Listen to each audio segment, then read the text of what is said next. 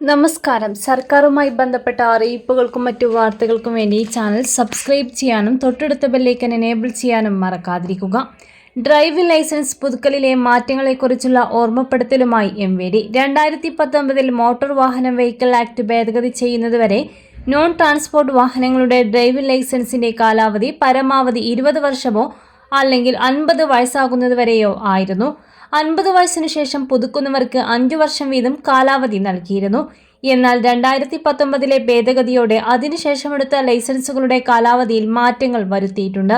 30 വയസ്സിൽ താഴെയുള്ള ഒരാൾക്ക് ലഭിക്കുന്ന ലൈസൻസിന്റെ കാലാവധി അയാൾക്ക് 40 വയസ്സ് ആകുന്നതുവരെയാണ്. 30 മുതൽ 50 വയസ്സ് വരെയുള്ളവർക്ക് ലഭിക്കുന്ന ലൈസൻസിന്റെ കാലാവധി 10 വർഷമായിരിക്കും. പ്രായപരിധി കഴിഞ്ഞാൽ ലൈസൻസ് പുതുക്കിയില്ലെങ്കിൽ അസാധുവാകും. നേരത്തെ ഈ പ്രായത്തിലുള്ളവർക്ക് ലഭിക്കുന്ന ലൈസൻസിന്റെ കാലാവധി 20 വർഷമായിരുന്നു. 50നും 55 വയസ്സിനുമിടയിൽ ലൈസൻസ് ലഭിക്കുന്ന വ്യക്തി അയാൾക്ക് 60 വയസ്സാകുമ്പോൾ ലൈസൻസ് പുതുക്കണം. നേരത്തെ 50 വയസ്സിന് മുകളിലുള്ള ആളുകൾക്ക് 5 വർഷത്തേക്കു മാത്രമായിരുന്നു ലൈസൻസ് നൽകിയിരുന്നത്.